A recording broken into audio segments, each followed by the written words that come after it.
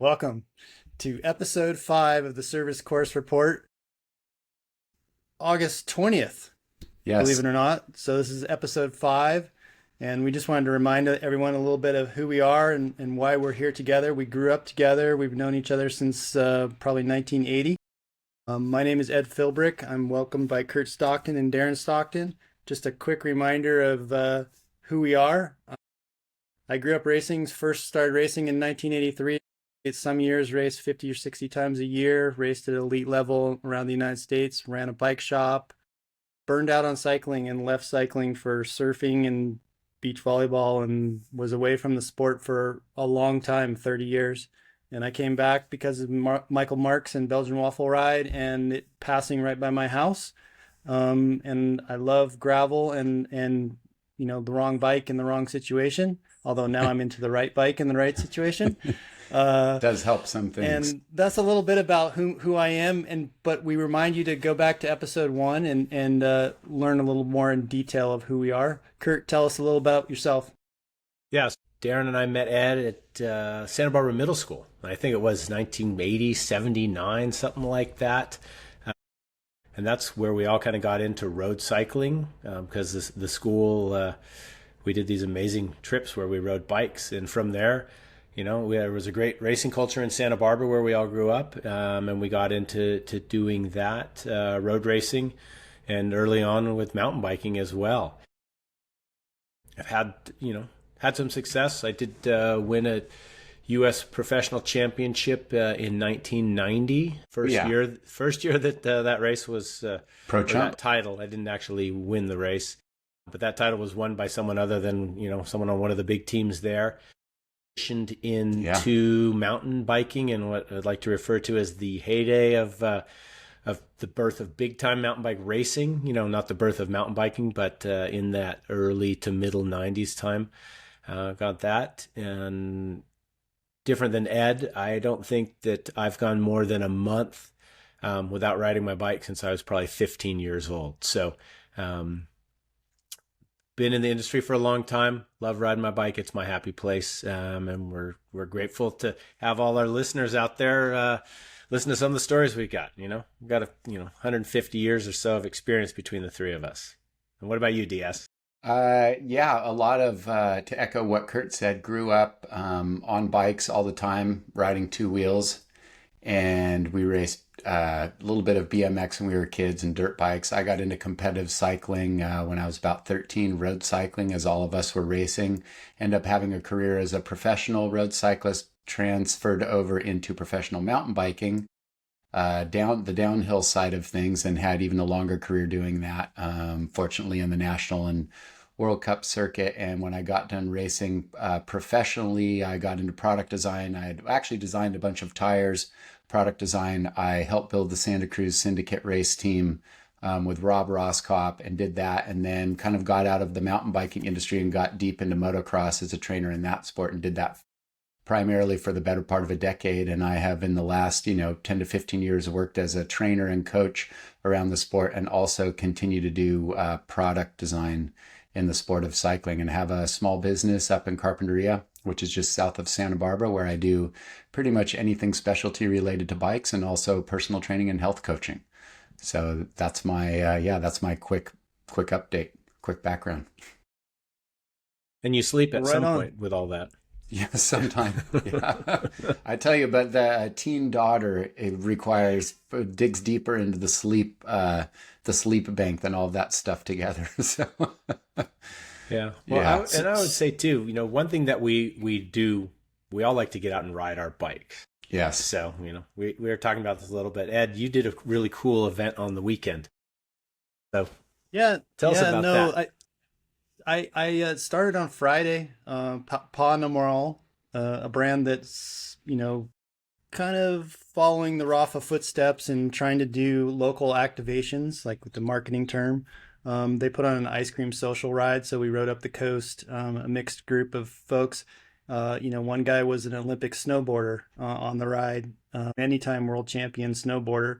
And then, there was just all types of people. We rode up, we had ice cream. And then the next day they put on a 3-man team time trial for gravel with 5 segments. Started at Cadence in Encinitas, and that's in San Diego County. We rode, 5 segments, probably about 60 miles. I'm not sure everyone did every segment, and I'm not sure, everyone completely followed all the rules, but a little loose program. yeah, a little loose. I'm going to share my screen and just we'll glance quickly at some of the photos. Were the segments varied? Like, were they all uphill? Were they downhill? Were they flat? Was it just kind of like a mixed bag? It was a mixed bag. Yeah, yeah. And you can see by the team, here's Phil Tinsman and a gentleman that races for Miami Blazers. I'm sorry, I don't know his name. And probably Chris Powell, who was a, dual slalom. Yeah, Chris Powell is on this team. These pictures are from Jessica Madsen. She's a local photographer. She doesn't charge for her photos, and she just goes out and takes them as a passion. But it's fun to look at these pictures. You can see like the front teams are all in front. We don't have your photos up yet. You see them, but we don't. Sorry. That's all right. I was just about to say that.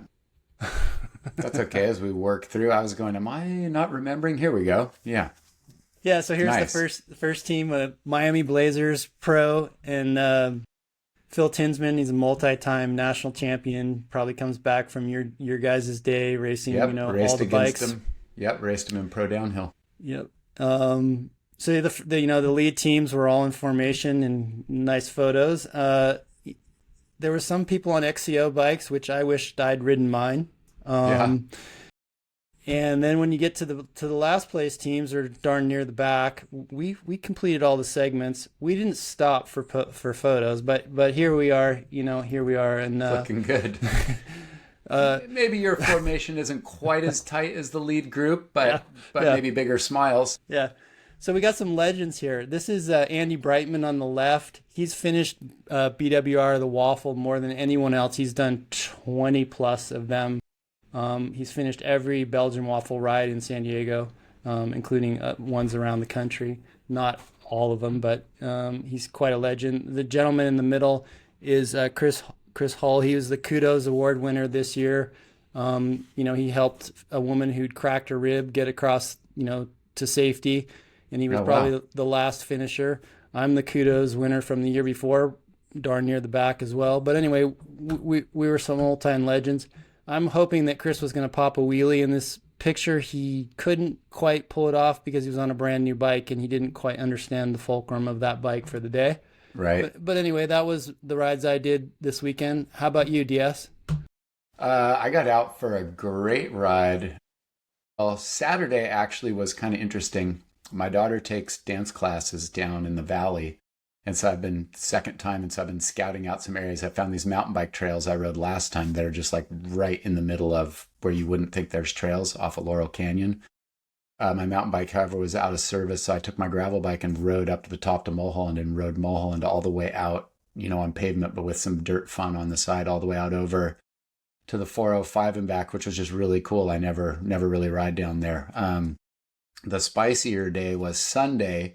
Got out with my buddy Jonah on gravel bikes and did a great ride up into the foothills of Montecito and actually up the bottom of Romero. They've fixed, Cal Edison has fixed kind of the bottom, maybe quarter of the fire road. So that was actually fun to go up and down. Then we dropped back down through these trails of Montecito. Some of the ones that we rode, episode 3, and amazingly, we drop into the Coffin Trail. It's off the side of Ortega Ridge. It's 1:30 on a Sunday afternoon. And there's like maybe 30 seconds of kind of fun, fast downhill. And then you go into this kind of little rolling stair step climb up for, maybe 40 seconds. And Jonah slams on the brakes, says, dude, stop. There's a bear up there. And we look up and I see the top of this bear head kind of like looking over the shrubs. And the thing just stands up like, hey, and is looking at us. It was probably 50 yards away. Closest I've definitely ever been to a bear, especially seen him in a car before, but never like out in the open. And that thing stood up and I was like, wow, that is really large. And then a cub's head popped up next to it, which instantly made the danger hairs, stand up on the back of your neck even more. And I was like, we should really just turn around and get out of here, which we did. No problem with the bear, but it was amazing that it was literally 10 feet from the back fence line, which is, for probably good reason, a tall chain link fence. Everybody who has property along there, and maybe 25 yards from the house, a row of houses. I mean, just sitting there in the in the bushes. So that was definitely really exciting. So those were my main rides. I've been a little short this week working on my daughter getting back into school, and that always requires just more time. So I've been tackling that a little bit more. So looking to getting out for some longer stuff on the weekend. What about you, Nice. KS? Quite sorry. the urban bear. Yeah, that was the urban bear. Well, yeah, that's not like you're not out in the woods. You're just right behind Summerlin. I mean, you're in Summerlin, basically. Correct. Yeah. But interestingly enough, Romero Canyon, which is the one that we rode up and came down in that mountain bike trail, just the way the geography is of that trail at the very top as it drops over the mountains, it's definitely a game trail. I mean, bears and definitely mountain lions. We've seen tracks up there over the years before. They tend to come down Romero. And I actually have a friend and a client who has a house a little off to the side from Romero. And we actually think it was the same bear. He's got a camera at the bottom of his driveway. And he's seen this bear over this year walking through the camera with 3 cubs. So I don't know if there were 2 more hiding out down there, but the cubs in the cub with the bear that I saw on Sunday was definitely bigger than the last time I saw him in the video when he sent me the photo from his camera. So we're wondering if it's the same bear, and it just is a long channel that goes down. And we've actually seen like pretty big deer, bucks with like multiple point bucks kind of in this same throughway. So we don't know if it's kind of, some type of interesting area that all the animals go through. But it is still spicy. I mean, that's what I'm saying. If it's early morning at 7 a.m., that's one thing, but you got your bell on. But seeing it at 1:30 on a Sunday is definitely a different level. Yeah. Well, a big thing in land conservation is connecting the corridors. The animals need a corridor, and that's what conserving land is all about, is giving them connecting corridors. And, is it the 101 freeway now has that overpass in Agora? It's like an animal bridge. So it'll be interesting to see what shows up in the Santa Monica Mountains now that they can get over the 101. Yeah, that's true. Probably more interesting critters than they already have. Yeah. All right. Well, I definitely I got out. I didn't see any wildlife on the weekend. I have seen bears up here before, but it's been a little while. But I got out and did a slightly modified, slightly shorter version of this route I came up with in 2017 when I did the first gourmet gravel ride up in Nevada City. Put that on. Went out with my buddy Chris Foyt. We basically, he came over to the house and then we're like, hey, where do you want to go? I want to go here. I've ridden there before. And so I picked one out of my head and we went and rode this route. 4:45 ride time, just over 44 miles, 6,600 feet of climbing. Let's just say the last climb out of the South Fork of the Yuba River, and it wasn't terribly hot. It was actually quite beautiful. This was on Saturday. It was only in the upper 80s. But as we were climbing out of there, I looked over at Foyt and I'm like, do you just feel tired? I mean, I go, not your legs, but it just overall, he's like, oh yeah. And he doesn't do so well in the heat. So I was like waiting, so we have we've talked about it, the meat thermometer, right? Like the roast is in the oven. And once that thing pops, it's like, you're done. And I'm like, has your meat thermometer popped yet? He's like, no, I'm managing it pretty well. And we got through it. Got through the ride, although the last climb out before you descend back in down to Nevada City, I got up toward the top and I turned around and there was no Foyt. Where the hell's Chris? And so I look at I look on my watch so I get a text on it and it said what did he say? I'd have to look at what he said because I misread it because I didn't have glasses on and it made me laugh. He said, I thought it said hand cramps, but he said hard cramps. He had to get off his bike and stretch. Yeah. And then then I looped around a couple times at the top and he came and met me and we were like, okay, well, so we got home and, it was all good. And we didn't leave till later in the day. So got home and it was, getting close to early dinner time on a Saturday, so right. Got on the couch, Robin ordered some food from a local place, so we didn't have to cook. So I was sitting on the couch, and I proceeded to have the worst leg cramps. First, it was my right abductor. So I just I got my leg straight and flexed it. I'm like, yeah. And I was like whimpering like a little baby. And then the left one went off too. And this was for probably, it seemed an eternity, but it was a couple of minutes, to the point where Robin was in tears laughing at me because she thought I was just making it up. But Nice. It was great. And then I got rid of them. And then she put a little magnesium supplement in some water, and I drank that, and it was good for the rest of the evening. So it was wonderful. But I was thinking the best part, which I'm sure you guys can relate to, and our listeners can too, is like that complete exhaustion from doing something physically. Yeah. Difficult, and not like I stayed up late or partied or something, but just like pushing yourself. It felt so good. Yeah. So Yeah. that was awesome. So that was sense my of ride. accomplishment. Yeah. Biggest one in quite a while. Yeah, that's big. 5 hours out on the road. 6,500.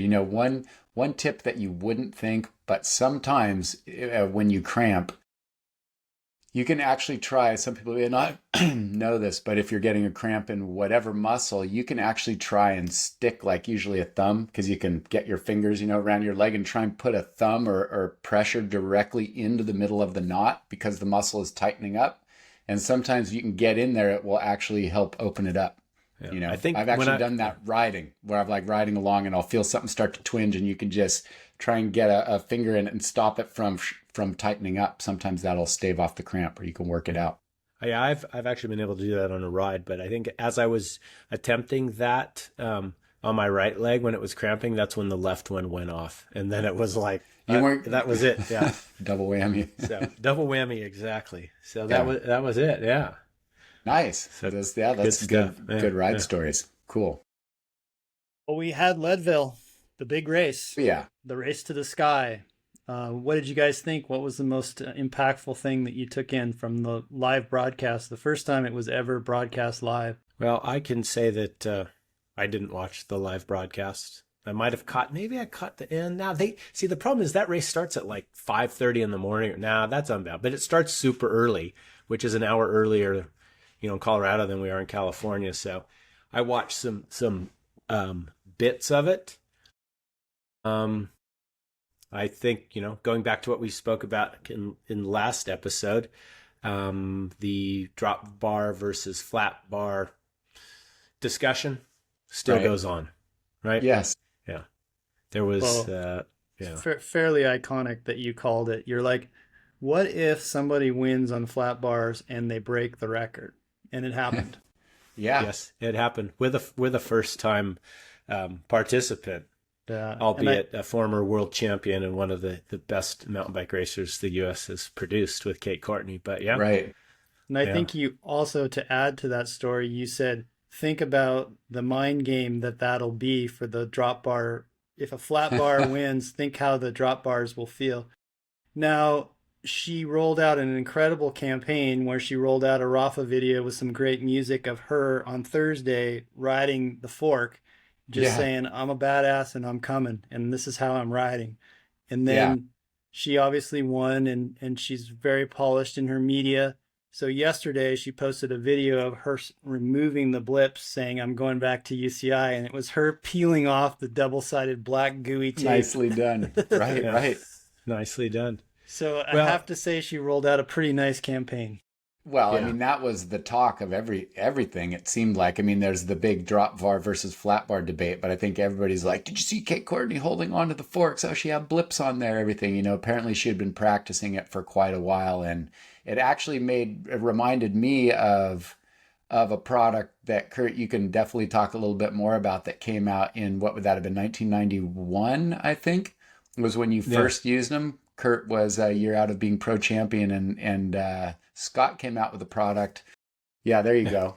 The drop-ins. There's bars. Kurt from 92. So the theory was that rather than being out on the drops, those little centerpieces that you see, which also were great because you could have the logo of the bar on there. Yes. The Scott, I remember KS had a pretty good bonus program for every time that Scott logo showed up, but you would hold your hands down low and close in. And as soon as I saw Kate on her forks, because I was tuning and I didn't watch the whole event live, but I watched some of it, and I saw her and I was like, oh, those Scott drop-ins, just like KS used to use. So there they are right there. That's the prologue at the DuPont right, KS? That's a great shot. Yeah. Oh, it disappeared. Yeah, but so the blip top was definitely and Kate on the forks was definitely something interesting Sorry. for the Yeah. weekend. There we Hey, go. I got disconnected. Yeah. So, Oh, yeah. So those bars, like I said, so we use those. That was 92. Um, and, you know, Ed, you're talking about Kate peeling the blips off her forks. That lever, that dual control lever there. oh yeah. We hadn't even been on those things. I got a set of those in the summer of 90 after winning the pro title. So, The you know, Shimano ones. the Shimano ones, and this is a Campagnolo one on this bike here. But yeah, so we had the remote shifters, so to speak. Didn't have to reach to the down tube, but you know, what's new? Well, it's a proven aero position. Yeah, that's I mean, true. it is actually, that I can remember that summer you won the US Pro Championship, and I remember you got a phone call. Like we had an off and on sponsorship with Shimano over the years when we were more like on the privateer side of things, and on Chevy Sheriff we were Shimano the first year, but this year we were on Campy. The back when Kurt won the Pro Championship, we were sponsored by Shimano on American Commerce, and I'll never forget a couple of days after Kurt won, the phone rang and Kurt picked it up. It was Wayne Stetna, however he got a hold of you.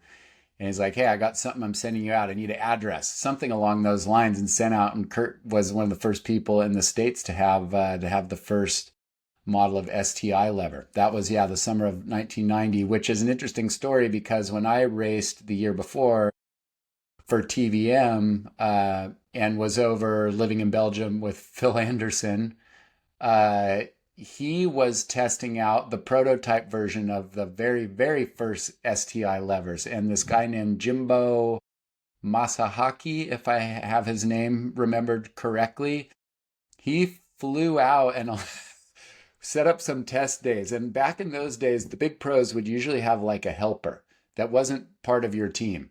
Just like a fan or somebody from your town or somebody that you knew from some time, they might help you out and stuff. And Jean-Michel was Phil's helper, and so this day that was determined that we were going to go out and test it, and Phil was going to motor pace.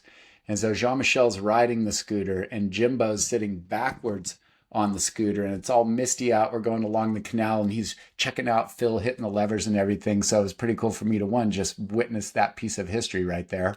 Watch Phil testing the first dual control levers and talking to Jimbo all about it. And then obviously the next summer when you got those, I was like, oh, dude, KS is the SHIT now. He's getting like STI levers from Wayne before anybody else. So that was really cool. Yeah, that was pretty wild how Wayne tracked me down. He was very persistent, man. He was great at his job. That's why he was around doing it so long. Yeah, that's correct. Yep. Well, and it's important to remember Shimano's heritage. They were a fishing reel company also. Maybe not originally. I think they probably started in bicycles, but they've been making fishing gear for a really long time. And you think about the technology that's in those levers, it's very much of a fishing action. They definitely pulled from that technology. And I think that was one of the things that always gave Shimano an edge up, which has kind of been lost with electric shifting. But with mechanical, that lever feel was such a difference between Shimano or their competitors, even say between Ultegra and Dura-Ace, and have you ever taken apart a fishing reel? If people haven't, I made the mistake of trying to do that one time and take it apart. There are some ball bearings in there that are so small, you just would go mad trying to get them all back in. And after seeing those and pulling them apart, I could really understand where Shimano got that advantage then. I'm sure there's still areas where that comes into play. Well, yeah, and I think too, a good thing to remember is at that point, right, there weren't very many teams on Shimano. Everyone rode on Campy. That's true. That lever is what really put them over the top into what we call the world tour now. Yeah. Right? Because that's true. It was kind of like if you couldn't get Campy, then you rode Shimano, it seems, if I'm remembering that correctly. Right? Yeah. I mean, we rode Shimano stuff, they came out with the index shifting, but that lever, that first what was called a dual control lever, really just threw them over the top. And now, I mean, I think there's a lot of riders out there that have never ridden anything but shifting from your handlebars. Yeah. cool stuff. And we Yeah, did for we sure. did see some Frankenbike stuff though at Leadville too, right?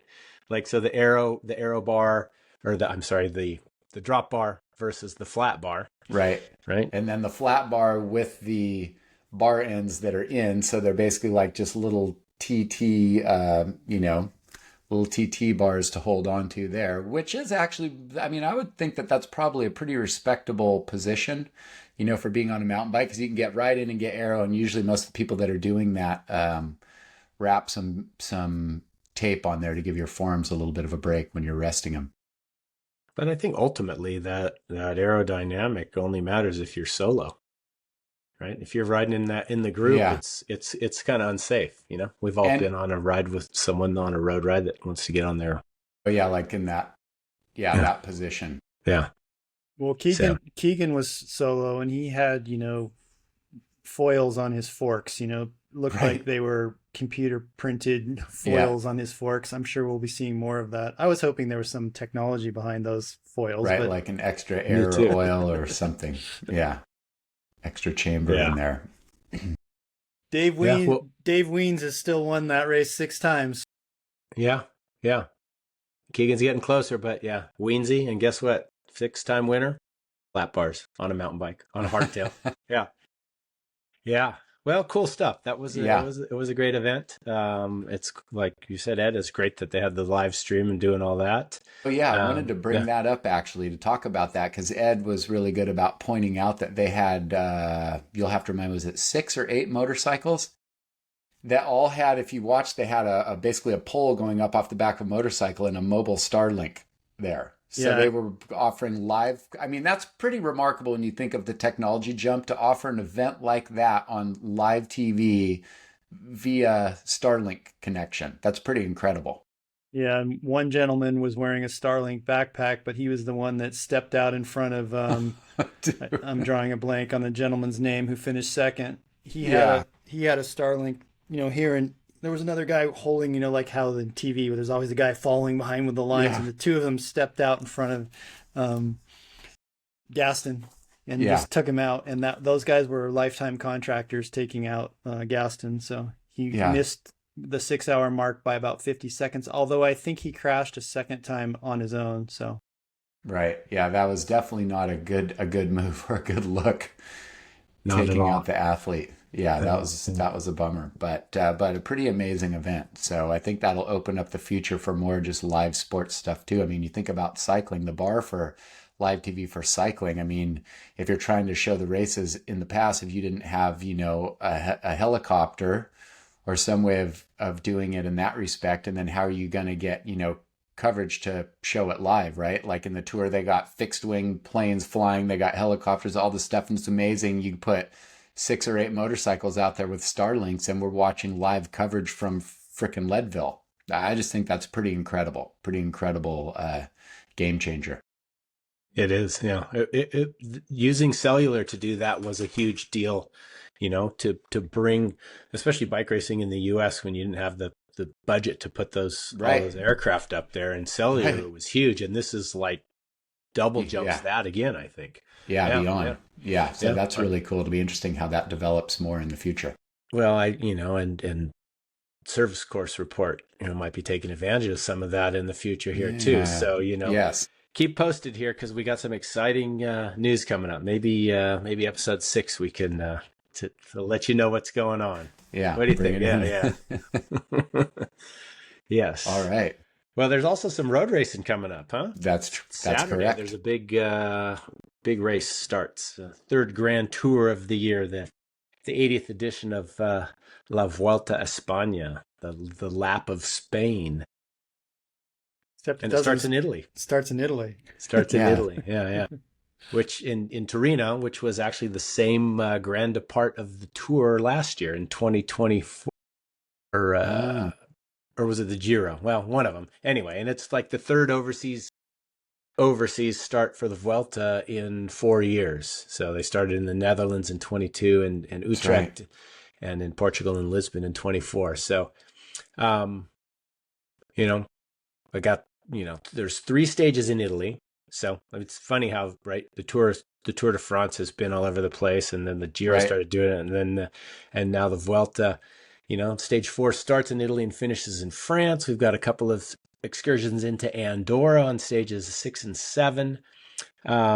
It's pretty cool. I mean, and 9 summit finishes. So it definitely is something that's going to cater to the climber, but you got to be consistent, right? Right. Yeah. I mean, the Vuelta is a beast of its own, but 9 summit finishes, right? One bad Yeah. day on one of those summit finishes, and it always makes for some exciting racing. Absolutely. Yeah. So, I mean, that's it for Vuelta. I think, for me, we all kind of have our things that excite us about the Vuelta.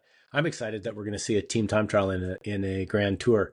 We haven't had one of those since 2019 in a Grand Tour. So 6 years That's how since long? 6 years since we've seen a team time trial, which really, we always talk about, it's spoken about, how strong a team is to support its classification rider, or to support its sprinter. But Right. like, okay, so you've got the rouleurs and you got the climbers and that, but like team time trial, man, everyone's got to be in it. So that ought to be pretty exciting.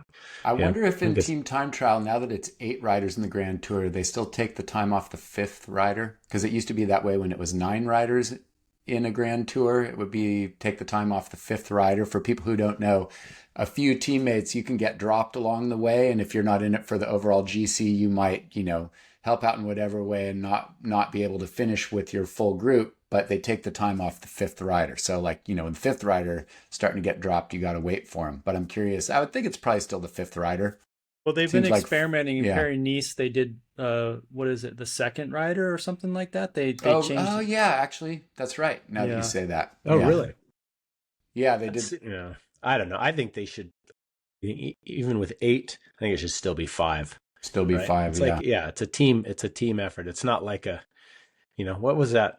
Some pursuit where a rider would burn off. There was a I track think that's event. Olympic pursuit. Is that what Or it is was? that maybe that's Olympic sprint where they burn Olympic off a lot. sprint. Yeah. Olympic That's sprint. it. Yeah. Yeah. Yeah, that's kind of cool. Different technicality. Well, KS, you brought up a couple interesting things about this Tour of Spain also. And we were talking about things, there's 3 Grand Tours. They all have their distinct personalities. We were discussing things that we like about this Grand Tour. And one of the things that Kurt brought up is one of the reasons why I like the Tour of Spain is the stages are relatively short compared to one-day races and normal Grand Tours. And they've worked this formula over the years because by the end of the season, I mean, those guys have been racing hard. They're pretty tired. So having 120, 130 mile stages, they really, it really used to flog it out in the past and really have a lot of boring long processions. And so they've shortened the stages down to keep it spicy and snappy. People can attack early. It's a lot closer to the finish. So I really like that about the Tour of Spain. It's kind of like people can just attack and go for it.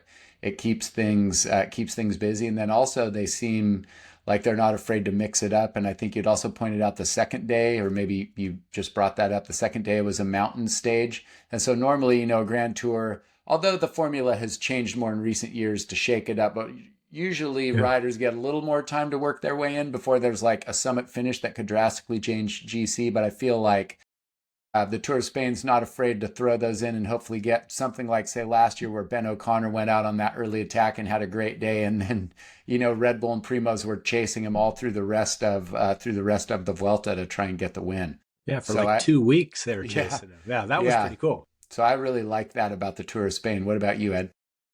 I love the unpredictability, like the Sepp Kuss year. I was thinking about the team time trial. I think the Remco year, they had a slick finish line or start ramp, and some of the teams were sliding around on some polished thing. Oh, right. There's always some variable of unpredictability, Wout van Aert having almost all the jerseys and then crashing, all of a sudden.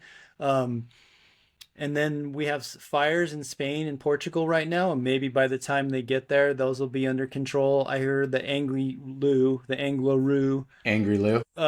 climb. There's some political controversy about finishing up there, so everything is always up in the air. And I know we're all supposed to think that Jonas is going to walk off with it, but I just love the unpredictability of it. Also, I like the scenery. I mean, we all grew up watching the Tour de France, but there's something about Spain from a helicopter that's just different. It's just fresh. It's different visuals.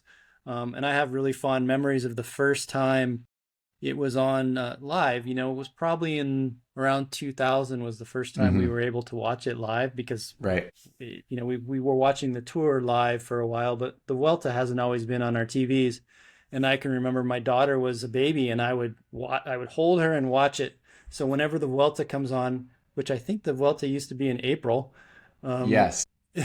anyway, the first years that they moved it to the fall was when she was born, and I remember watching it and, like, trying to keep her going, and it's just I have fond memories of it. It's something different. Yeah. I like different.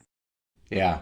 Well, it's interesting you talking about that, how it used to be in April, and so the Tour of Spain was in April, the Giro d'Italia was in May, and then they got a month off, and then the tour was in July. And we were talking about people who do all three grand tours in a year. Most recent that popped in our minds who did it was Sepp 2 years ago, which obviously he won, won the Tour of Spain after working hard in both tours, and he hasn't been quite the same ever since. Yeah. you know I mean, that's pretty heavy duty. And I think, as a sidebar to that, if you go into your third tour and thinking you're going to work and you can take your days off, that's one thing. But then you get in the lead and you're defending all the way to the end, and the stress of that, I'm sure that's part of what put him over. But it reminded me of the Spanish racer Marino Lajarreta, who was notorious for having raced all four Grand Tours, which back when it was April, May, all three, thank you, all three Grand Tours in the year. And he did that four times. He did in 87, 89, 90, and 91, where he raced all three Grand Tours in those years, which is pretty incredible. And I looked up a few other stats. He wasn't just an also ran either. He won stages in all three of the tours, and he has placed in the top 10 in Grand Tours an amazing 15 times. But he was kind of like, I mean, that's incredible. 15 top 10s in the Grand Tours. And so I just remember thinking, dude, that guy, he just races in April, takes some days off, races May, probably takes off all the way to the tour, races that, and then recovers the rest of the year. Now that they've moved the Tour of Spain obviously into the fall, it changes things up a little bit. I think it makes it a little bit easier for people to do that, and also makes the double, which I think was a big part of it too, being able to do the Giro. You would normally skip the Tour, but if the Giro doesn't go well, you can come back and race the Tour of Spain several months later, as opposed to, say, starting the Tour of Spain in April, and if it doesn't go well, you're trying to reboot for the Giro in May, a few weeks later.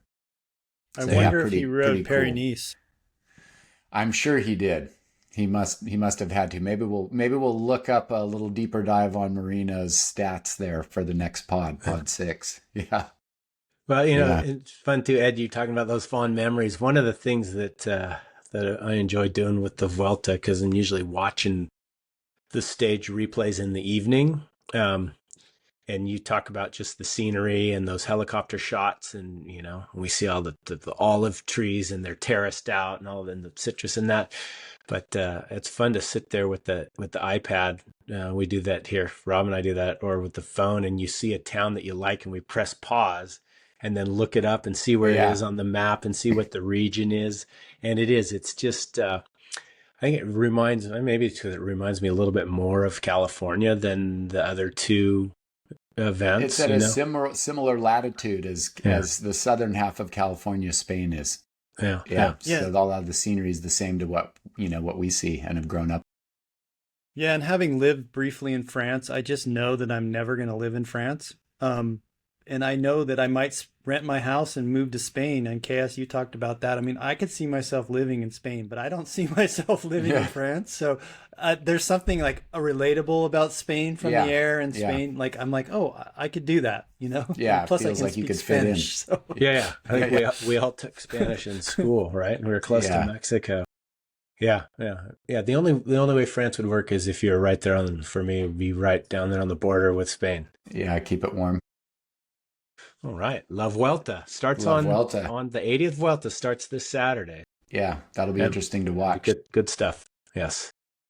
So we've been following the transfer news. I think it's there's about 50 riders that still don't have a home. We got teams they're going to maybe fold or combine, and we got Ineos sitting on the fence, kind of holding back. And so riders like Carapaz doesn't have a team or a contract for next year. So a lot of things are up in the air, but it was cool to see the guy from San Fernando Valley, Thousand Oaks, Vermark, signed with UAE. I'm probably not pronouncing his name quite right, but it's nice to see another American go to one of the elite teams, and we always have fun watching whether they can become quite the rider. Like Matteo Jorgensen was with the Spanish team for years, and he was self-funding a lot of his elite training programs, his altitude stuff. So it'll be fun to see what can happen with this transfer. Yeah, definitely. Well, that's cool. Another American there with McNulty too. Right. Which reminds me, I know we kind of jumped out of the racing into the transfer news, but if you haven't done it, go back and watch the finish of stage 5 of the Tour of Poland. And it is check it. Like, if you remember, what was it like? It reminded me of maybe, what was that, like 94, where Andre Schmiel and Frédéric Moncassin were going for it at Paris-Roubaix, and Schmiel knew he had to get rid of Moncassin because Moncassin was going to beat him in a sprint 10 times out of 10, and he was attacking him, and then they chased back, and it wasn't quite that good, but it's almost that good. So, honorable mention, yeah, with McNulty and the guy from Ineos, from Monaco. It was, it's, I mean, I think TNT Sports, if you go on their YouTube channel, they have these 5 to 8 minute stage recaps. Watch stage 5. You have to check that out. Yeah, a nail biter. When you're watching stuff by yourself like that, which I do sometimes, and you find yourself yelling at the TV, and the dog's looking at you. It was good. It was exciting. So I wanted to throw that one in. Yeah. All right. Yeah, there has been racing since the Tour de France. Yes, that's correct. Other than Leadville. Yeah. Right. Well, the transfer, and we'll see how all the transfers play out, right? Right. See how the things shake out between the teams. Sport goes through that a lot. It's hard. I was on the side of that in pro cycling when all of a sudden one year a team will disappear, and then all the rest of the teams are trying to absorb those riders. You have bigger, Ed, you're saying 50 riders on the market. I mean, that's massive to try and absorb all of those. And then also for the teams that fold, you have all the support crew too. I mean, if Direct Energies and Ineos are somehow merging together, pooling, or the sponsors going over, it's not just the riders that are finding homes, but all the support people. So, that's a nervous time for people as well. Yeah. And Arkea may not be a World Tour, team next year, but they are rumored to be finding another sponsor. So, maybe there's some good news coming. Maybe it's not all bad news. And, some of these riders will find a home. Right. Yeah. Well, we hope so, and we'll find out. Yeah. Q35.6 looks like they've been on a buying spree, so we'll see how that all pans out. It just makes for exciting stuff. And they won their first World Tour race. 36.5. They won Frankfurt, which is a World Tour race. Oh, nice. Oh, right. Yeah, and it wasn't Tom Pidcock. That's right. Was it Corbin Strong? Was that who it was? Yeah, I don't know. Roast us in the comments if I'm wrong. Yeah. Oh, Pitcock's excited to ride another Grand Tour. I feel like they just tell him. He said after the Giro, I don't want to ride any more Grand Tours, and I think they're like, his agent is like, I think you need to ride the Vuelta, whether you want to or not. Right? Yeah.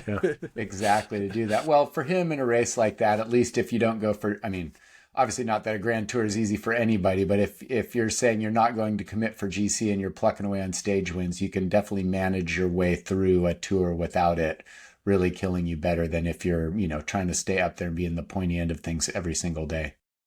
But he's just a fantastic rider. I love watching him race and ride across all disciplines, mountain biking, everything. I mean, he's incredible. Winning mountain bike World Cups this summer, Yeah. Very exciting racer. We need more of that. We need more definitely. exciting, less calculated, looking at your power meter racers, and more. Yeah, go. So. Right. Yeah. All right. Yeah. Well, so next you touched up, on something. Yeah. Sorry. Go ahead, Kurt. I was to say, Ed touched on something he saw there at Leadville in that one clip in the pits, but it was a bit of an amateur move, I think, huh? Right, the amateur move for sure. That was the number one Ed pointed out. Yeah, the press.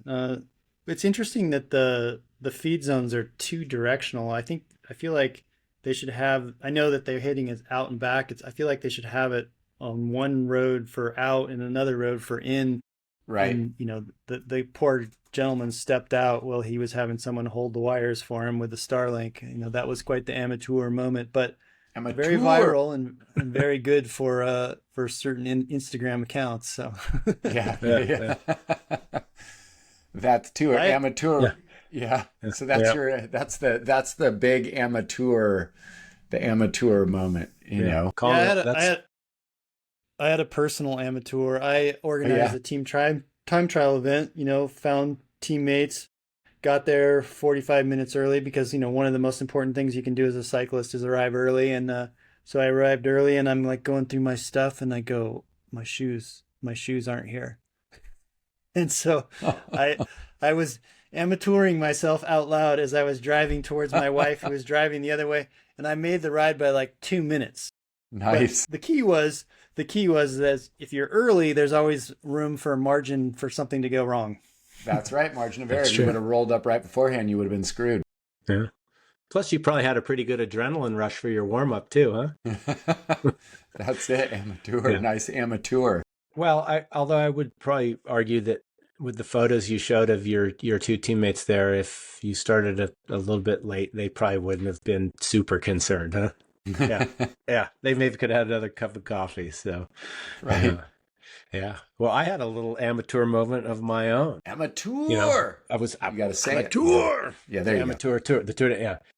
I was washing a water bottle the other day, and I was like, I couldn't get it clean, and I was looking at it, and I put my glasses on, and the lid was like full of this black mold. And I've been using this bottle, and it was one of these. I That's the use best. You've been using it. yeah, I'd been using it, and it was one of these these insulated bottles. Like I've got some of the Camelback bottles, and this wasn't one of those. This was not that it matters, but it was a Trek branded bottle, but it had a different lid than those Camelback ones. And, they kind of seal the lids and the lids are a little insulated, but man, I put my glasses on and I saw that and I was just like, and I scrubbed that thing and pulled the lid all apart and, ended up just having to put it in the trash because It was done. couldn't get it clean. Yeah. And it wasn't worth it. So service course report tip, always wash your water bottles. And if you wear glasses, wear them when you're looking at your stuff. Clean your bottles, people. That's a good idea. Yep. Yeah. If you need them. It's super Yeah. important. Yeah. Yeah. That's pretty funny. Water A bottles funky are bottle. Water bottles are an interesting topic. I was at an activated marketing event and they were handing out water bottles and I won't name the brand, but they were giving out free bottles and I thought, oh, that's cool, free bottle. And it was the sort of lower end bottle, there's these sort of lower end bottles which aren't so great, like, Giveaway um, bottles. giveaway bottles. Anyway, I went over to look in the trash can and everyone had thrown away their bottle so that they could ride home with two free bottles. And I'm like, I don't know. If it was a downgrade on your bottles, like, you ever have like, I don't know, sometimes you go through realms and you just have like those bottles that are good. Seems like you use them a bunch, it's perfect size or whatever. Well, I'm Hopefully, always having to yeah. justify my water bottle collection. I have like my own closet in the kitchen, and if you open it carefully, it might fall on you or whatever. And I'm like, oh yeah, I need all those Right. Yeah. You got to have them all in there. because I need ones that match. Yeah. Yes, that There that we is go. definitely for sure. You got to have ones that match in your water bottle collection. You can't go out with like one bright colored this and one different one that doesn't look good on. So what 'Cause what's your preferred technique for cleaning your bottles, Cass?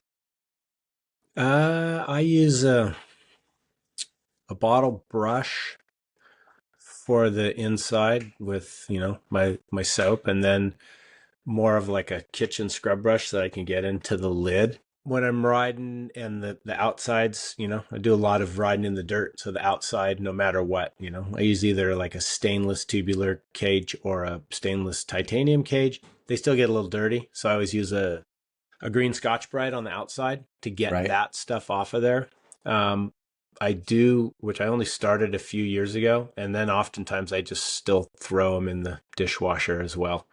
but not the insulated ones. The insulated ones I only wash by hand. Just the single wall ones I'll throw in there, and I know it's like, oh, heat and plastic and this and that, but I'm still going. yeah. Sometimes it's just I go, but it's and I kind of cycle through them. Got maybe eight to a dozen. You kind of roll through them. In the summer, I'm hard rotation on the insulated bottles.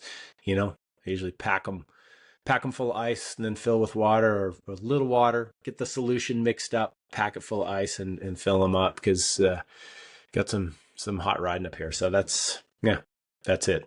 But look at them, take a whiff, and don't be afraid to look inside your bottles, people. And they can go into the recycle bin too. Right. And I probably have more new ones in stored away than I have used ones in rotation, which tells me I should probably just out with the old, in with the new. Right. But a couple of those are my last Santa Barbara recycling water bottles, so I gotta at least keep one of those. Yeah. That's for sure. Yeah. Well, my bottle, what about you? My bottle protocol is one. The best thing is to not leave them loose in the van or somewhere, and then you like crack those things open after a few hot days and have a science experiment going on. But barring that, so if that happens, I usually do the overnight soak where I fill the bottle and then I flip the lid and close it and then stick that upside down on the top and fill the lid also. So I give everything kind of like soaking down. But what I've learned is I use hot water on the outside of the bottle. The lid's a different story because it's usually a harder plastic, but for the main bottle itself, I use hot water on the outside. So if I have to use the Scotch-Brite, which I also do for the bottle marks, or I got a, I'm going to forget now if it was a Camelback or an Osprey brush set. I would Osprey brush set, but it's a great one. It has a little skinny one, it has the big round one, and then one that actually works, a little mini horseshoe that works great right in the top of the lids.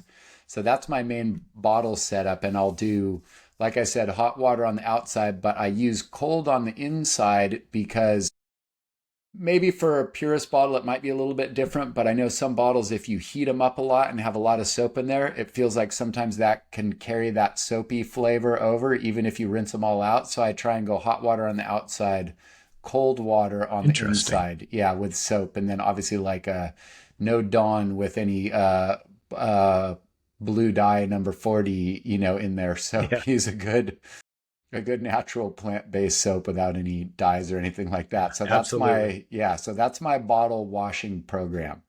Hot on the outside, cold on the inside, and that good brush set. I'll have to remember, I'll point out that brush set and I can try and clue it in on the next pod.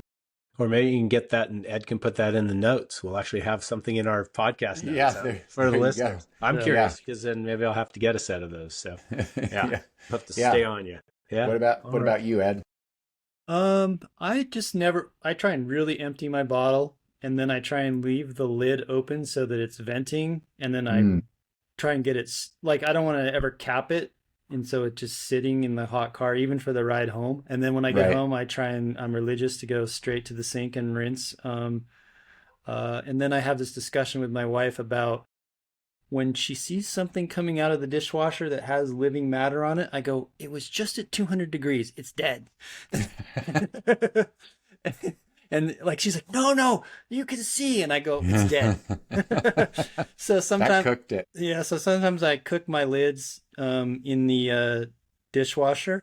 I think that takes away the effectiveness of the rubber seals. And I really hate when the bottles leak on me. It happens all the time. And I think now we get into these marketing water bottles, and the marketing water bottles leak on you. That's unacceptable. Yeah. So the rubber, I'm probably torturing in the dishwasher.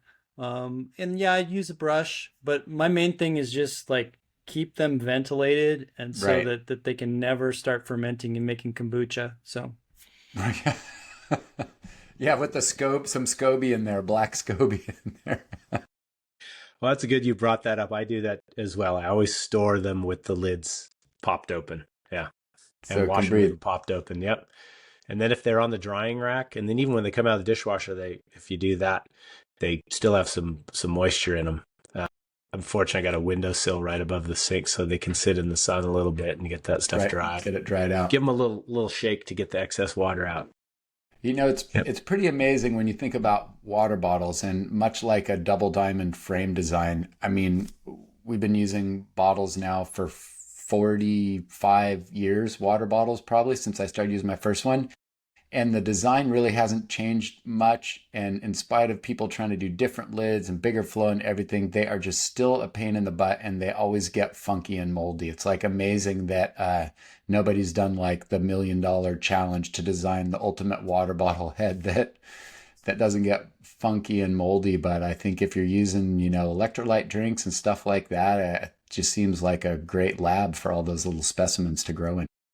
Well, when we first started, there was those snap over ones that had like a little cap and then popped and snapped over. Right. Yeah. Pretty quickly Specialized was early to water bottles, and they've done a pretty good job of taking care of all of us all these years. So yeah, that is true. So, all right. I think that rounds out episode 5, and we appreciate all the reviews, the sharing. We've had people share our stuff by email to their friends. We've had comments. We've had feedback. We've had people answering our polls. We're looking for sponsors, so we're open to suggestions. And we appreciate all the support, and we'll see you out on the road. This is episode 5. Okay. Take care. Peace. Bye. Yeah.